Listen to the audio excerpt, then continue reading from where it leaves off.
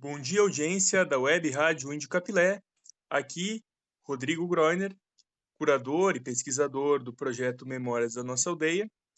E hoje nós recebemos uma presença ilustre no programa, uma figura muito conhecida do esporte, da política e da vida social do Vale dos Sinos, uma figura que teve uma passagem muito importante pela Aimoré e que, com as suas memórias e com seus relatos, vai nos ajudar a resgatar um momento importante da história do nosso Índio Capilé. Falo dele, o senhor Fernando Henning. Bom dia, Fernando, tudo bem com o senhor? Bom dia, Rodrigo. Bom dia à tua grande audiência. É uma satisfação muito grande estar podendo aqui falar sobre o começo da minha vida esportiva, que é o Clube Esportivo Aimoré. Certo, muito obrigado por ter aceitado o convite. Será um grande prazer para mim, enquanto entrevistador, e para nossa audiência. Bom, Fernando, então, começando, sei que o senhor é uma figura muito conhecida, mas a sua passagem pela Aimoré faz algum tempo já, né? E tem muitas pessoas na nossa audiência que não conhecem o senhor. Então, a primeira pergunta, eu queria que, em primeiro momento, eu queria que o senhor se apresentasse. Então, quem é Fernando Henning, especialmente quem é Fernando Henning para o esporte, em qual posição o senhor atuou, como foi a sua passagem pela Aimoré, como o senhor chegou à Aimoré, em quais anos atuou pelo clube e quais foram as tuas funções desempenhadas na Aimoré. Olha, Rodrigo, tudo começou quando morava em Canoas. Eu estudava na escola São José, hoje La Salle, e a Folha da Tarde e a Folha da Manhã, do Grupo Correio do Povo, organizou um torneio que se chamava Big Olimpíada Escolar. E nessa Big Olimpíada, todas as escolas que quisessem participar participariam de um torneio de, na época, chamado Futebol Salão. E o São José participou, entrou, se inscreveu, e todo sábado a gente ia a Porto Alegre para disputar uma partida. Aqueles que ganhavam continuavam, aqueles que perdiam estavam eliminados. E nós que fomos lá só por uma aventura, por um passeio, talvez, acabamos ganhando, né? E chegamos até a final contra o Rosário, a Escola Rosário de Porto Alegre, onde na final nós perdemos por 3-1. E eu fui escolhido naquele torneio, que tinha muitas escolas de Porto Alegre, da grande Porto Alegre, como o artilheiro da competição e o melhor jogador. E, para sorte minha, naquele dia que deu a final, quem estava assistindo o jogo era o João Severiano, um ex-atacante do Grêmio, Joãozinho, que todo mundo chamava, e ele estava lá, gostou do meu futebol e me convidou para fazer teste no Grêmio. E eu fui. E a partir daquele momento eu comecei a fazer passar pela peneira. Foram foi uma semana de testes e ao final ficou só um, no caso eu. Né? Eu fiquei feliz da vida, feliz da vida. Mas na hora que ele perguntou quantos anos eu tinha, eu falei 19 anos. E era já metade do ano. E naquela época só tinha na categoria de base juvenil. E juvenil terminava com 20 anos. Então eu não ia poder jogar no Grêmio, né? Não ia poder. Mas voltei para casa, triste, naturalmente, alegre por ter passado na peneira, mas triste por não ter ficado. E aí acabei recebendo um telefonema, né? No caso, o meu pai recebeu um telefonema que era do Joãozinho, e ele e o Paulo Lumumba tinham gostado tanto do meu futebol que queriam que eu continuasse jogando. E o Paulo Lumumba, que tinha jogado no Aimoré, tinha ficado de fazer um contato aqui com o treinador do Juvenil do Aimoré, que era o Turuca, para dar continuidade ao treinamento. E nesse treinamento, eu, quem sabe, voltasse ao Grêmio aí, não mais na categoria de juvenil, mas na categoria de profissional.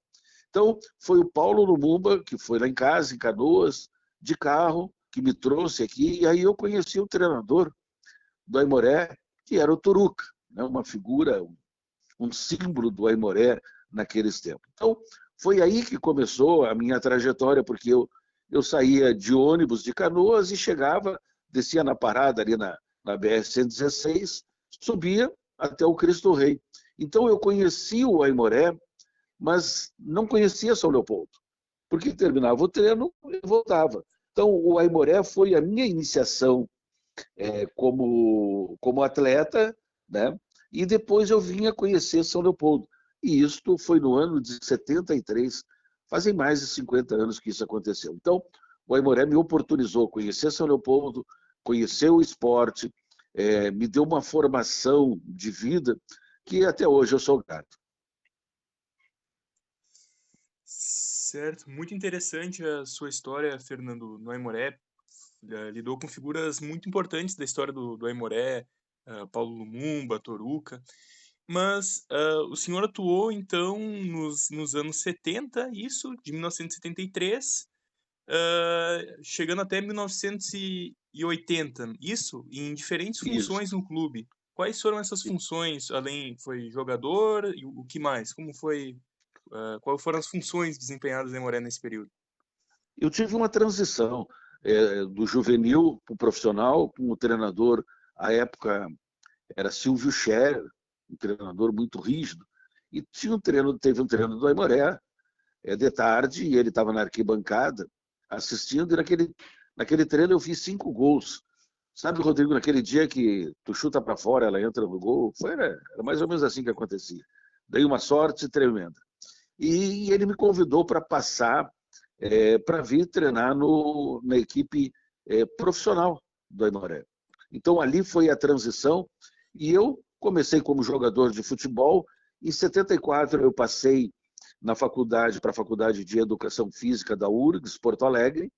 Então, logo em seguida, não demorou muito, eu passei a ser uma espécie de jogador e preparador físico, né? Então aí eu tinha que praticamente me dedicar à preparação física dos jogadores e não me dedicar pessoalmente nessa questão, porque não dava tempo.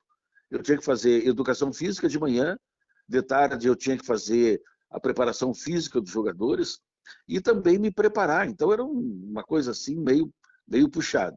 E no final, já no final da minha participação no Aimoré, eu acabei sendo treinador numa época em que o Aimoré tinha dificuldade em ter treinadores, né? Eles tinham vida curta dentro do clube, em função de muitas dificuldades, não que fossem incompetentes, não, muito antes, pelo contrário. Mas nós tínhamos limitações muito grandes, né? E isto levava que, às vezes, eles eram retirados, eles saíam do clube por isso. Vou só citar um exemplo. Uma vez nós fomos fazer 2 partidas em Livramento. No meio da semana contra o Armor e no final de semana contra o 14 de julho. O Aimoré não tinha dinheiro para ficar nessa hospedagem esse tempo inteiro.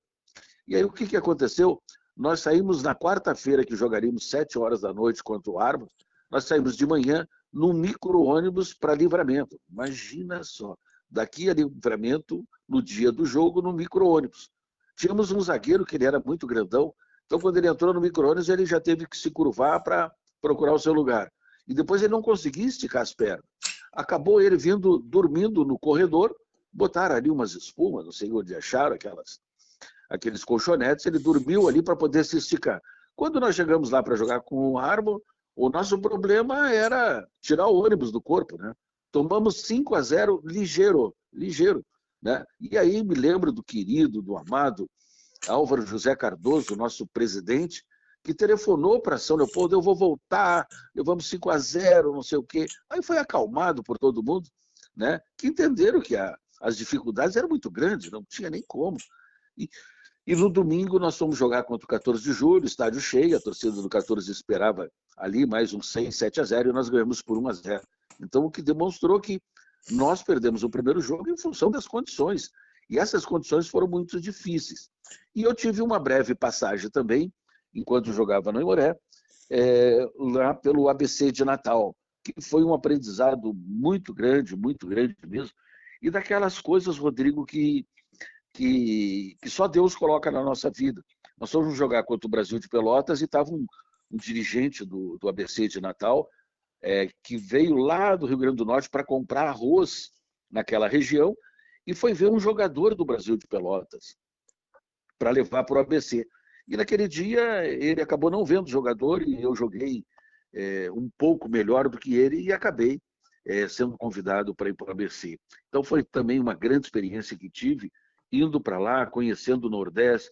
Se aqui já era difícil, faz ideia, em 77, o que era o campeonato lá do Rio Grande do Norte. Mas isso serviu como aprendizado.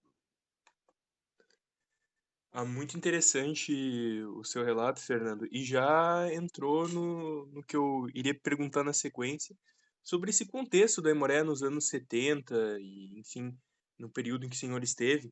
Então, percebo, e nas pesquisas também percebemos, muitas dificuldades, principalmente do ponto de vista financeiro. Mas, para aprofundar um pouco essa questão com a nossa audiência, eu queria que o senhor comentasse sobre exatamente como é que era a situação financeira da Aimoré. Tinha muitos problemas, o senhor já comentou dessa questão do ônibus, mas como é que era no todo, assim, o contexto do Aimoré, não só nas finanças, mas o apoio da comunidade, que é uma reclamação histórica, ah, como é que era a questão do público, quem é que apoiava a Aimoré, o senhor se lembra? Quais eram as empresas que apoiavam, quem é que pagava a conta, né, para fazer o time funcionar? Tinha apoio da prefeitura, tinha apoio do empresariado, tinha apoio dos torcedores, como é que era feito o negócio da Aimoré? E como era a situação dos jogadores? Eles trabalhavam? Por exemplo, eu tenho relatos de muitos atletas que recebiam propostas de emprego, às vezes fora do futebol, o salário era melhor e acabavam saindo da Aimoré. Como é que era isso, assim, esse contexto econômico, social, de apoio das pessoas? Como era o Aimoré nesse período? E mais, como era a questão do momento do clube, assim, da atmosfera? Porque o Aimoré teve um período muito bom nos anos 60, nos anos 50, e nos anos 70, a partir de 74, né, começa a disputar a segunda divisão, joga algumas edições ali, 75, 76 na primeira divisão, na primeira fase, e aí, a partir de 77 fica alguns anos na segunda divisão. Como que era o clima no estádio Cristo Rei em relação a isso, assim, nesses anos de segunda divisão, em Moré, num momento diferente da sua história? Você estava habituado na primeira divisão, naquele momento na segunda. Como é que era esse período?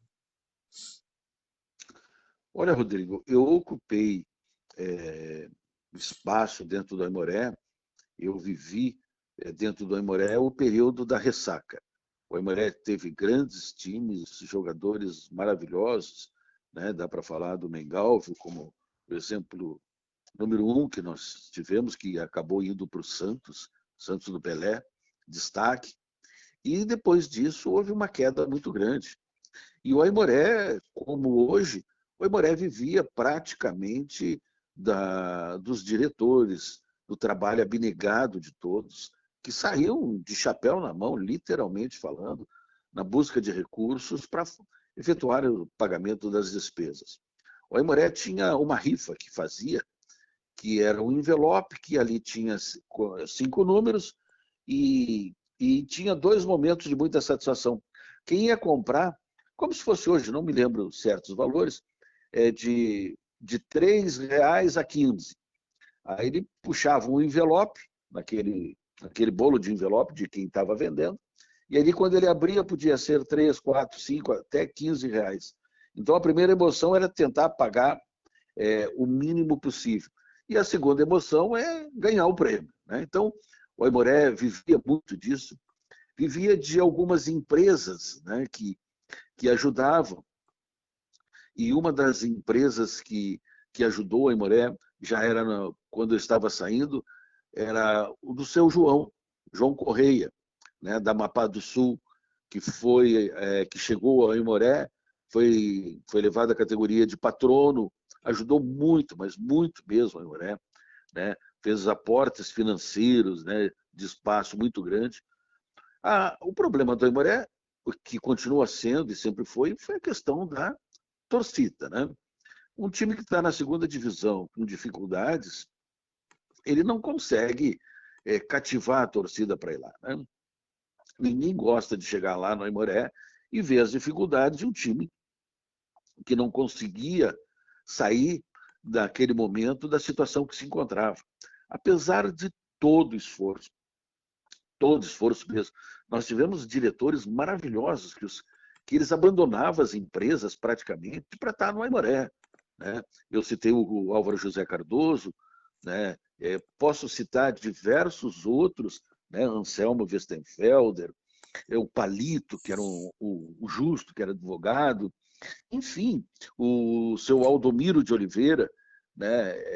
O seu Alceu Stumpf, enfim, pessoas que dedicaram a vida deles praticamente ao Aimoré, que era a segunda família, né? Então, isso foi sempre muito, mas muito complicado mesmo. E o Aimoré tinha alguns movimentos, tinha um núcleo Lulu Weiman, que era um grupo de abnegados do Aimoré que faziam promoções, que faziam jantares para atrair torcedores na busca de recursos, para ver se o Aimoré conseguia sair, né, naquele momento das dificuldades. Eu tive a oportunidade de, quando fazia a transição do juvenil para a equipe de cima, de fazer um treinamento. Foi o único treinamento que eu fiz foi com o Luiz Felipe, né? Ele treinou, a zaga era ele e o Salvador, dois rapazes bastante dedicados também, né? Adorava o troféu Fêmur, os dois, são muito simpáticos, né? Mas batiam pra caramba e, né, foi aquele treino. Depois o Luiz Felipe saiu, aí foi para Caxias e seguiu a vida dele, que todos nós sabemos, todos nós conhecemos. Então, isto com relação à direção. Falei com o relacionamento com a torcida e jogadores. Na verdade, os jogadores do Aimoré, eles eram semi-amadores, né? Tinha um lateral direito, Oliveira, que ele era carteiro em Porto Alegre. Então, imagina, ele começava antes para fazer a entrega das cartas, né, das correspondências, lá no Correio, vinha de ônibus, né, para São Leopoldo, e aí treinava, pegava um treinamento. O cara que passou o dia inteiro caminhando, né, praticamente um turno da manhã inteiro caminhando. Chegava lá, tinha treinamento, tinha coletivo, tinha é, teste físico, enfim, e vinha, né, dedicado para isso. E tantos outros, né, que para fazer renda, para fazer complementação de renda, eles tinham que trabalhar, né? Não tinha possibilidade de exclusividade. Então, como a Aimoré também não tinha condições financeiras, a Aimoré trabalhava só no sistema de meio turno. E aí, quando a gente pegava, por exemplo, o Juventude, que era turno integral, né, almoço, uma série de coisas, né, sala de musculação, nós tínhamos um halteres, né, bastante disputado, né? E essas outras equipes com mais condições já tinham sala de musculação, foi o início dessa preparação diferenciada, mas não tinha nada. Então, se eles são melhores nas condições, nós temos que empatar com eles na nossa vontade, na nossa dedicação, e isto nunca faltou aos jogadores do Aimoré. Muito interessante, Fernando. Algumas coisas diferentes da situação atual, mas muitas coisas semelhantes do ponto de vista de esforço da direção, falta de apoio da comunidade. Certamente os torcedores mais jovens que acompanham o programa e que não viveram esse momento devem perceber muitas semelhanças. Mas então, chegando enfim no ano de 1980, a temporada que vai fazer 45 anos, que completa 45 anos em 2025, o nosso programa rememora essa temporada em específico. O senhor trabalhou como treinador, como dito anteriormente, nesse ano, e queria saber como estava o Aimoré nesse período. Claro que muito desse contexto permaneceu em 1980, mas naquele ano em específico, existia em particular uma expectativa de acesso, de subir para a primeira divisão? Como estava o Aimoré naquele período? E, bom, até tenho aqui uma escalação para relembrar, então, como era aquele time.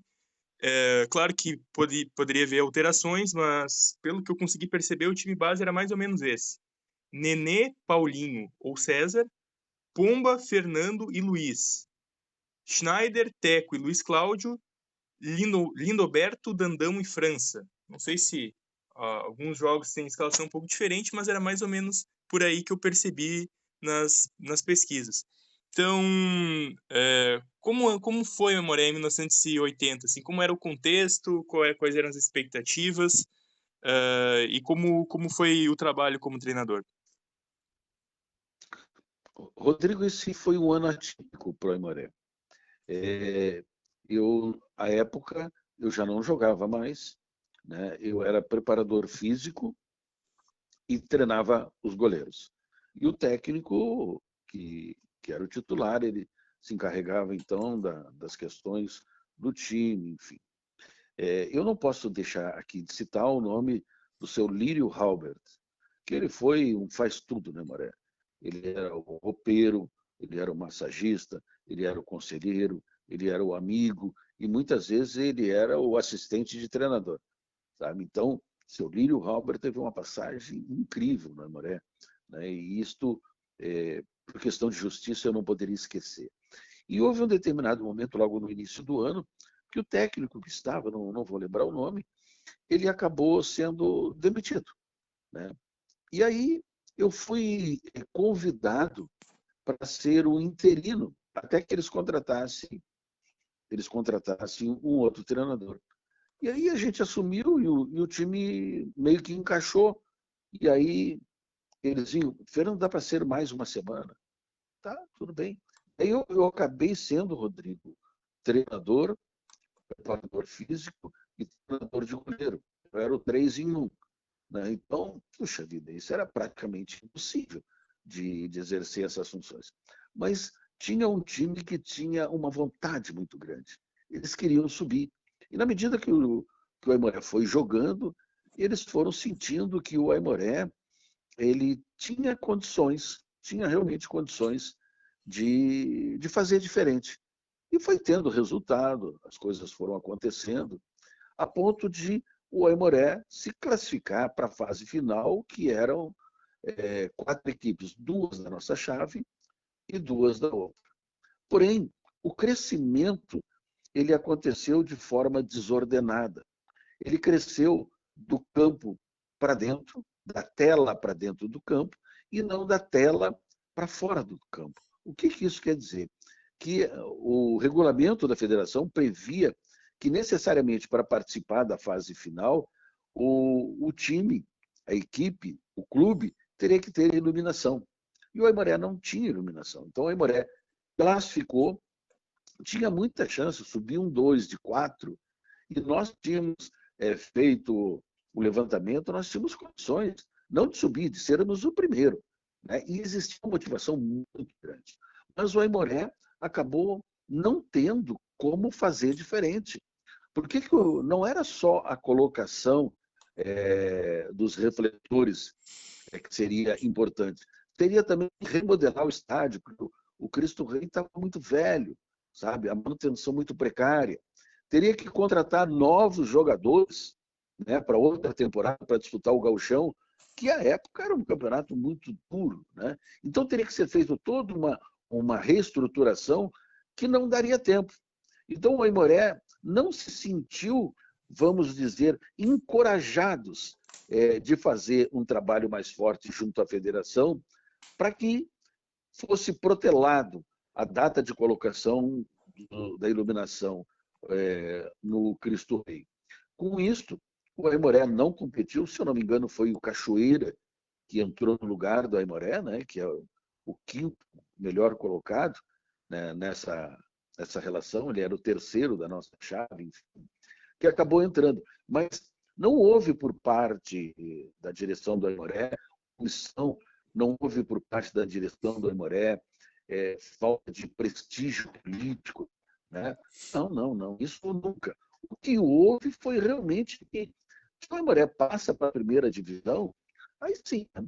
Se já não tinha muitas condições, se as dívidas eram grandes, né? Passar para a primeira divisão naquele momento, sem uma estrutura financeira, e hoje isso é decisivo nos dias de hoje. Lá atrás não era diferente, né? Teria que remodelar o plantel, todo o elenco, para que tivesse atletas, né, de nível de primeira divisão. Então o Aimoré acabou ficando fora, houve uma frustração muito grande de todos, a começar pela própria diretoria, né, que sentiu que um time que no início era apenas um time modesto, ele acabou encaixando, e vamos dizer assim, era o Mirassol da época, para a gente ter uma oportunidade de fazer uma comparação. E foi dando certo, foi dando certo. E eu não tenho dúvida que teria subido, não tenho a menor dúvida, porque existia uma gana, uma vontade de todos escreverem o seu nome, na história da Aimoré. O que acabou não acontecendo. Mas daí surgiu um acordo do Aimoré com a prefeitura, a época do prefeito Olímpio Albrecht, ele colocou iluminação, a prefeitura colocou iluminação no estádio, e no outro ano nós fizemos o festival de inauguração, trazendo juventude, trazendo o Esportivo de Bento, que eram times muito fortes do gauchão, o esportivo era do técnico Chiquinho. Nós fizemos 2 amistosos antes disso. Um nós fomos a gente, perdeu por 2-1. No segundo, se eu não estou enganado, foi 2-0. E eu, como treinador, fiquei muito feliz quando eu retornava para Canoas, escutando a Rádio Gaúcha, as rádios de Porto Alegre, todas que estavam fazendo a transmissão. E o Chiquinho, na entrevista dele, disse: olha, eu volto para Bento Gonçalves muito feliz, porque 2-0 saiu muito barato mesmo. O Aimoré era para ter ganho da gente por 3-4-0, e ele não exagerava quando ele fez essa observação. A mesma coisa, ganhamos do Juventude 1-0. Nós tínhamos um time muito encaixado, muito bom, e isso demonstra que a possibilidade do Aimoré, na região que nós estamos, perto de Porto Alegre, nós podemos ter realmente um time e um clube forte, mas nós não vamos conseguir fazer um time forte enquanto o clube não for forte, né? Hoje nós temos o presidente do um esforço tremendo, tremendo para manter, né, o clube, mas nós precisamos trabalhar de 3 formas: com a torcida, com o clube e com o empresariado. Quando isso for prioridade realmente, nós vamos ter uma oferta bem maior que hoje, né? Bem maior. E eu creio nisso. Certo, muito interessante mesmo, essa questão de estruturar o clube, então que o Aimoré conseguiu crescer enquanto time, das 4 linhas para dentro, mas não tinha estrutura, fora que sustentasse esse desempenho esportivo. Mas ainda nessa situação que é, enfim, bastante diferente, né, de o Aimoré ter sido eliminado por questão da iluminação, nós não tivemos acesso ainda ao regulamento de 1980, nós estamos buscando ainda, na elaboração da pesquisa, esse elemento, mas então o senhor confirma que o regulamento previa a necessidade de iluminação, para participar da fase final. E, bom, o que eu percebo, então, aprofundando essa questão, é que no início parece que o Aimoré até fez algum esforço para continuar na competição. Vi que teve a sugestão de que, quando houvesse partidas à noite, o Aimoré cedesse então o mando de campo para o adversário, então não teria questão de jogar, problema de jogar à noite, porque seria no estádio do adversário que esse sim teria iluminação, e que o Aimoré tentou articular no conselho arbitral uma votação a favor. Daí o senhor fala até que o Aimoré tinha força política, isso, e poderia conseguir a permanência. Nos jornais que eu vejo da época, parece que até tinha um otimismo do Aimoré em primeiro momento. Mas foi curioso porque, ao final, essa articulação política não deu certo, não conseguimos entender pelas nossas pesquisas o porquê, e o Aimoré acaba eliminado. E então eu queria saber como, com mais detalhes, o senhor lembra de como isso aconteceu, ou se pode fazer do que o senhor disse a leitura de que chegou à conclusão de que não valia a pena fazer um esforço maior naquele momento para continuar na competição. Não foi uma questão de o Cachoeira ter ganho uma queda de braço política do Aimoré, mas sim que não houve uma tentativa de persistir naquela articulação política para permanecer na competição. Seria mais ou menos assim, porque eu vejo até aqui na revista Rua Grande da época dizendo que as movimentações que eram feitas em campo não ocorreram fora das 4 linhas no prédio onde teve a reunião em Porto Alegre por parte da direção. É mais ou menos por aí, então o que faltou mesmo foi vontade política e não tão a força política para que o Aimoré permanecesse na competição, podemos colocar dessa forma? Rodrigo, eu vejo o seguinte: insistindo nessa teoria, a primeira coisa que estaria estabelecido é uma virada de mesa por parte do Aimoré, né? E essa virada de mesa poderia levar com que o Cachoeira ou algum outro clube entrasse na justiça buscando seus direitos, porque estaria naquele momento, daquela forma que estava sendo colocada, não sendo seguido o regulamento que foi assinado por todos os clubes. Então, vamos dizer assim, legalmente o Aimoré não tinha amparo. A questão política, o Aimoré tentou, ele fez aquele jus expediente, né? Ver até onde podia chegar.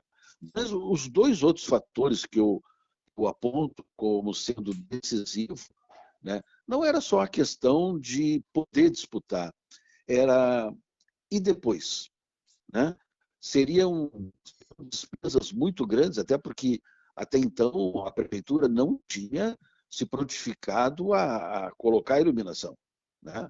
Ela não tinha feito isso. Então a Aimoré ia ter que depender da prefeitura, contratar atletas novos, fazer gasto, porque naquela época se comprava jogadores, né? Eles não estavam no mercado.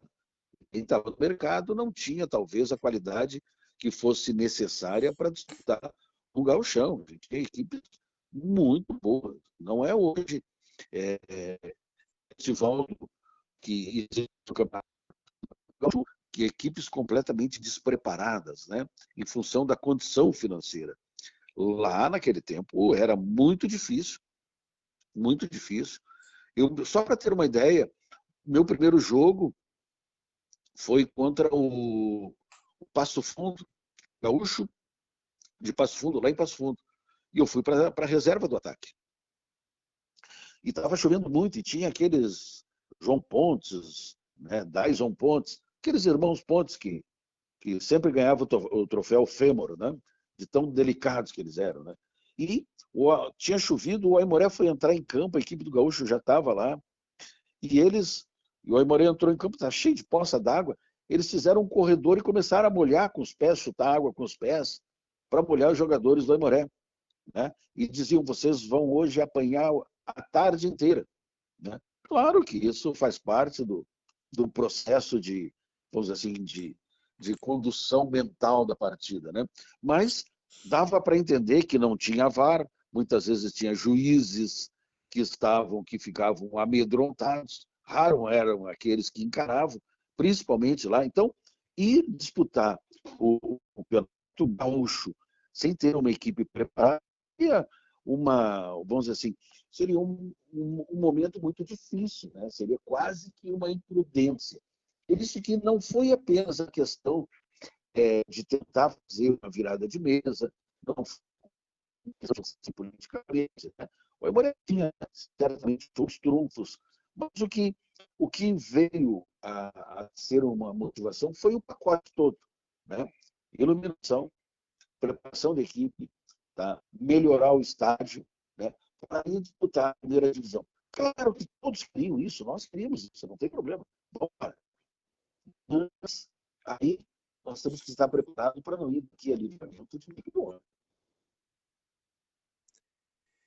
Então, é muito interessante então, termos esse ponto de vista desse momento bastante polêmico da Aimoré no período, que nós vemos nos jornais muitas discussões, mas teu ponto de vista é muito parecido com a da revista Rua Grande, né? Que eu vejo eles colocando que a Aimoré precisava se estruturar, que faltava apoio e que sem esse apoio seria difícil ter um grande clube, sem um grande apoio não seria possível ter um grande clube, então vejo bastante consolidada essa tese. E tanto é verdade que o Aimoré busca, então, né, o apoio da prefeitura, consegue instalar a iluminação no estádio em 1981, e daí no ano seguinte em 1982 consegue de fato o acesso. Então podemos considerar de alguma maneira que esse trauma do Aimoré em 1980 fez com que o clube se mexesse, né, para conseguir fazer as mudanças estruturais necessárias e subir em 1982 e nos anos 80 e início dos 90 a Aimoré teve um longo período na primeira divisão, né? Então, de alguma maneira podemos pensar que foi um mal que em algum sentido veio para bem. Podemos pensar assim? Claro, você tem toda a razão, Rodrigo. Naquele momento, o crescimento do projeto, do alambrado para dentro e do alambrado para fora, aconteceu de mãos dadas. Com isso, o Aimoré foi melhorando o seu patrimônio, foi fazendo com que a torcida tivesse mais uma atração, né? Ela podia ser os noturnos do Aimoré, o que não deixava de ser uma novidade muito grande para nós aqui. E nós tivemos aí sim a grande oportunidade de, já em 83, né, de subir para a primeira divisão. Para o Aimoré estar no lugar em que ele nunca deveria ter saído. Porém, a gente sabe, né, que, com o passar do tempo, muitas outras cidades, financeiramente, vamos dizer assim, mais pujantes que o Aimoré, elas acabaram ocupando o espaço que antes era do Aimoré. O Aimoré era, sem dúvida nenhuma, uma equipe muito respeitada não só no Rio Grande do Sul, como em Santa Catarina, várias excursões. O Aimoré chegava a ficar 30 dias jogando em outras cidades. E contam, né, eu não participei, que o Aimoré na sexta-feira jogava contra uma equipe da cidade, no sábado jogava contra a segunda melhor equipe, e no domingo, sempre na mesma cidade, ele jogava contra a seleção da cidade. Aí eles pegavam os melhores jogadores dos dois times que tinham enfrentado o Aimoré e faziam um jogo. Então, o Aimoré enchia o estádio, né? Enchia o estádio de tanto tempo que o Aimoré ficou fora e de tão famoso que era o time do Aimoré. Então, essas coisas, dá para ver que o Aimoré já teve um passado muito grande, muito forte, muito bonito, que todos nós esperamos que ele possa agora voltar a ter esse espaço. Mas para isso, volto a dizer, esse triângulo tem que estar fechado. Torcida, clube e empresariado. Este é o triângulo do sucesso de todas as equipes. E aí entende-se muitas vezes o empresariado como um SAF, né, que o Aimoré hoje também procura, que gostaria muito, mas não dá para entregar, né, para qualquer um isso. Mas isso é assunto para um outro dia. Certo, muito obrigado, Fernando. O senhor contribuiu bastante com as nossas pesquisas e certamente vai enriquecer o entendimento da nossa audiência, trazendo então histórias, detalhes desse período da história da Aimoré que não estão necessariamente nos jornais, nas revistas e nos arquivos a que nós temos acesso. Então, muito obrigado por ter aceito a entrevista, o convite, e também na condição de rádio que cobre a Aimoré, a Web Radinho de Capilé, acredito que caiba um agradecimento pelo trabalho do senhor nesse período, nos anos 70 no clube, que foi um período, então, como o senhor mesmo diz, de ressaca, de dificuldades, mas que ali se fez se plantou, né, a semente que depois foi possível colher nos anos 80 e 90 de presença na primeira divisão, de melhora no público no estádio e de muitas memórias que o torcedor tem dos times daquele período. Então, certamente, se houve períodos melhores da Aimoré depois na primeira divisão, tem muito do trabalho do senhor e de todos aqueles que passaram na década de 70, que é um período que não, às vezes não é tão lembrado pelos torcedores, mas certamente um período muito importante na história da Aimoré, no crescimento do clube. Então, eu agradeço o senhor e deixo o espaço aberto para suas últimas considerações, para mandar um recado para a nossa audiência, para a torcida e, enfim, as pessoas com quem o senhor tem relação na Aimoré. Então, deixo aberto os últimos recados e muito obrigado por ter aceito o convite e ter participado de maneira tão enriquecedora do programa. Olha, Rodrigo, a satisfação é minha. é minha mesmo. Naturalmente, talvez um dado ou outro eu não tenha expressado com total correção, afinal fazem mais de 50 anos que eu cheguei no Aimoré, mas espero ter podido contribuir com a história do Aimoré, que ela é muito rica, ela é de personagens que merecem muito mais do que eu de relatar um pouco do Aimoré. E para mim foi um momento de satisfação. Eu agradeço a ti, agradeço a toda a audiência e sempre que for preciso, que sempre que for necessário, me coloco à disposição. Parabéns pelo programa, Rodrigo. Grande abraço. Abraço.